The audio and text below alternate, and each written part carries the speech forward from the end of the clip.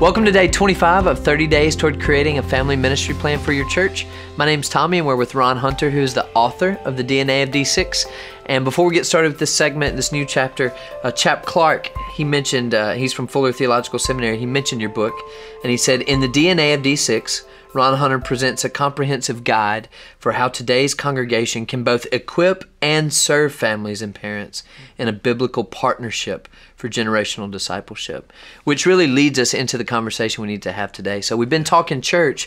Tell us, how do we help parents dive deeper into this concept? That's right, because this goes back to the 1/168. If everything that we do is focused around church and not around the home, we're really missing out. So this chapter is about helping parents, helping the families dive a little deeper. How? Your first thought is Scripture. We're not talking dive deeper into Scripture at this point. We're talking about diving deeper into conversations with our kids and our grandkids. There are conversations that we need to have with our kids, and they may never remember it, but if we don't have them, they'll never forget it.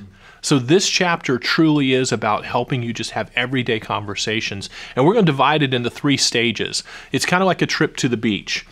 When you go to the beach, there are a lot of people sitting on the sand there at the beach. There are a few people who are out there shallow in the water, and there's usually 1 or 2 that go a little further and go a little deeper out there. I call it sandcastles, snorkels, and scuba. And so today, let's talk about sandcastles for a minute. A lot of people on the beach, they're building the sandcastles. They're keeping their eyes on the kids. This is about that first level of communication. When their kids get home from school at the end of the day, we ask them their highs, their lows. We want to hear about their day. We want to ask open-ended questions, not yes or no questions. And while that may sound automatic to you as a staff leader and ministry leader, it does not come natural to parents. Help them with the simple things. The other aspect to sandcastles is to affirm our kids.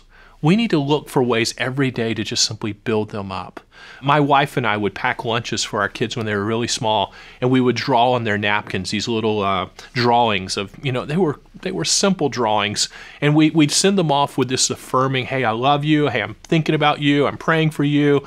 And just remember this, these conversations, they don't all need to be sermons. Yeah. We just need to have conversations. The problem comes in whenever our kids get older.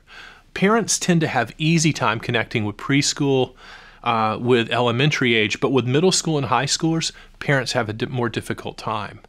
And we want to help them dig a little bit deeper. If we don't have regular conversations with them, we're not going to be able to engage the tougher issues when they become teens or at the preteen stage. Yeah. And oftentimes, that's the only time the parents try to engage is when there is a problem. They go, oh, mom and dad's getting involved again. Mm-hmm. Ministry leaders, help your parents connect.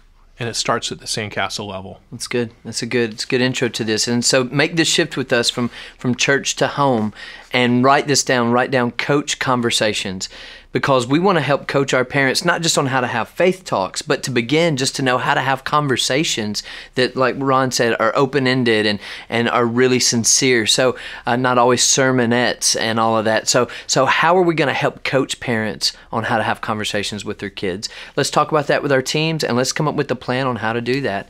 Don't forget to go to d6family.com to pick up the book, The DNA of D6. It's just /DNA. d6family.com/DNA. Pick up the book, give it as a gift to another leader, give it as a gift to your staff, and let's go through it together. You won't regret it, and we're so glad that you're with us today. We'll see you again tomorrow.